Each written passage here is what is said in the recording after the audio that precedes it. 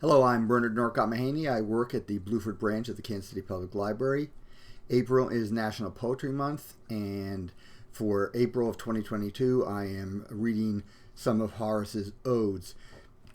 Horace was a Roman poet from the 1st century BCE, and he is best known for his odes, his lyric poems.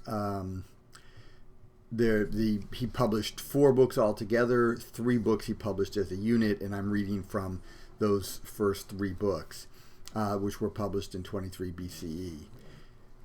Today we're going to start with poem 1 of book 3, and we're going to do the first 6 poems from book 3. These are sometimes grouped as a unit called the Roman Odes, and they generally address virtues that the Romans considered like Roman virtues. So the first one is sort of, David Ferry, the translator, entitles this Ostentation, but it's basically an attack on ostentation, right? So the Romans see themselves, even though this isn't really true, as being sort of plain, simple folk. And Horace definitely embraces that ideal throughout his poetry. So this is Ode number 1 from book 3 of the Odes, Ostentation. I scorn the profane crowd, and therefore I forbid them to come near. Be reverently silent. The songs that I, priest of the Muses, sing, not sung before, I sing for the young alone. Surely tremendous kings govern their own, and Jove, who conquered the giants, governs the kings. All things obey his nod. One man has holdings richer than another's. One comes to office favored by his birth, another by acclaim for what he has done, another still by the crowd's unthinking applause. Necessity makes the choice. No matter what your station or situation, your name is shaken in the urn.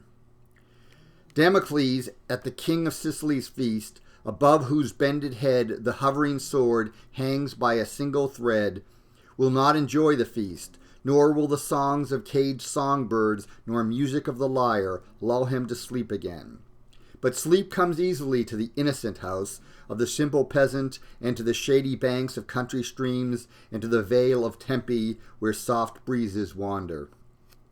And he for whom enough is enough will never be troubled by raging sea, nor by bad weather that comes when Arcturus falls, or when the kid arises.